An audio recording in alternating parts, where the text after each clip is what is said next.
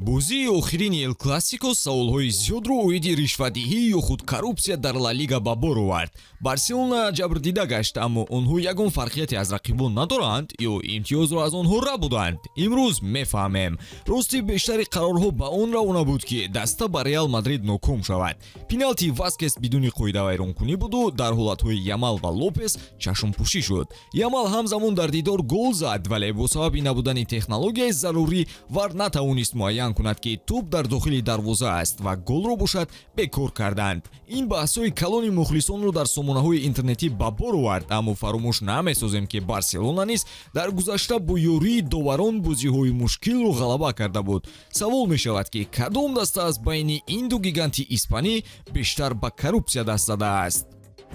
навори мо бо дастгирии ширкати Ягекс омода шудааст ки ҳамеша бо пешниҳоди коэффициентҳои баланд ва хизматрасониҳои босифат фазои варзиширо васеъ карда тамошои бозиҳоро ҷолибтар мегардонад. Дар Ягекс регистратсия осон ва пардохт аз тамоми гӯшаву канори дунё, вале аз ин ба баъд муҳимтар аз ҳама барои шаҳрвандони Тоҷикистон бонус то 8000 сомонӣ дар аввалин ҳисобпуркунӣ бо промокоди TAJFUT пешниҳод мекунанд. Барои соҳиб шудани бонус шумо метавонед ба ссилкае дар комментария буда дароед. Ба ҳама муваффақият. ин мавсим новобаста аз натиҷа ва сару садоҳои эл классико мадридиҳо дар бозиҳо муқобили Алмерия ва Лейпсиг маҳз бо кӯмаки доварон пешсафиро соҳиб шуданд. ҳамзамон буданд ҳолатҳое ки довар муқобилашон амал карду баъди садои ҳушак Валенсия ба дарвозаашон гол зада буд. Барселона дар навбати худ ҷабрдида муқобили Вильяреал шуд ки офсайди аҷибро довар ба қайд гирифта буд. Баъдан ҳамин чиз дар бозӣ бо Гранада такрор шуд ки голи Феликс бо офсайди набуда бекор карда шуд.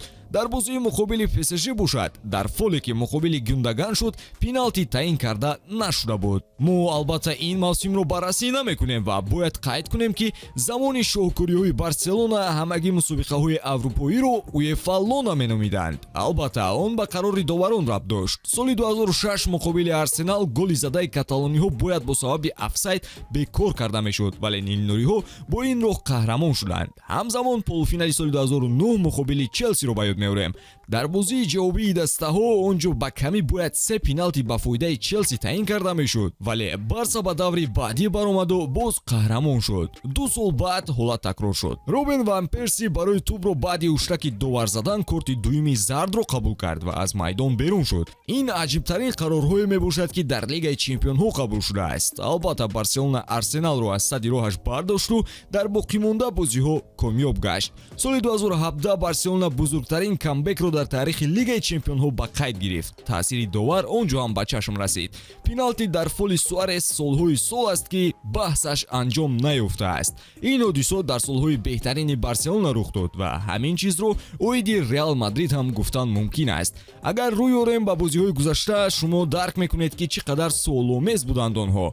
соли 2016 голи мадридиҳо дар финал аз офсайд зада шуда буд, вале онҳо қаҳрамон эълон шуданд. бозӣ бо Бавария соли 2017 низ хело аҷибу ғариб гузашт. бо фоли сабуке бозингарони рақиб аз майдон берун мешуданд, вақте Каземиро бо дағалияш дар майдон боқӣ мемонд ва боз 2 голи задаи Роналду аз ҳолати нобозӣ ки бефикр онро қабул карда буданд. дар марҳилаи баъдӣ муқобили Ювентус Квадрадо ҷабрдидаи ҳунари актиёрии Рамос шуду корти сурх гирифт. дар бозии ҷавобӣ Ювентус ҳама шонсро барои ғалаба кардан дошту пешсаф низ буд. вақте довар ба қавле аз ҳичи пеналти ба фоидаи Реал доду, Буфонро бо корти сурх барои садо баланд кардан аз майдон ронданд. Ювентус бошад аз ҷон бенасиб монд. дар марҳилаи баъдӣ боз доварон нақши асосиро бозиданд. пеналти рӯшани Бавария ба қайд гирифта нашуд ва Реал бо 1 гол ба даври баъдӣ баромад. ҳолат чунон аламовар буд ки бозингарони Бавария рӯйрост аз он дар шабакаҳо мегуфтанд. дар финал Реал гӯё бозингари худро довар монда бошад.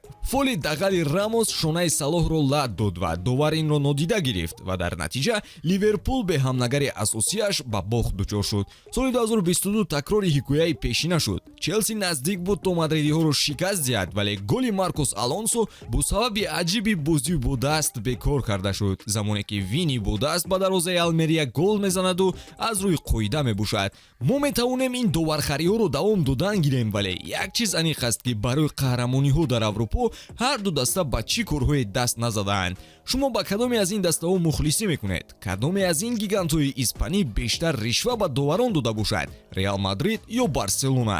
ҳатман фикратонро дар ин бобат дар комментария қайд карда наврҳои ҷадидро мунтазир бошед. Ба ҳамин тамом, то боздид дӯстон.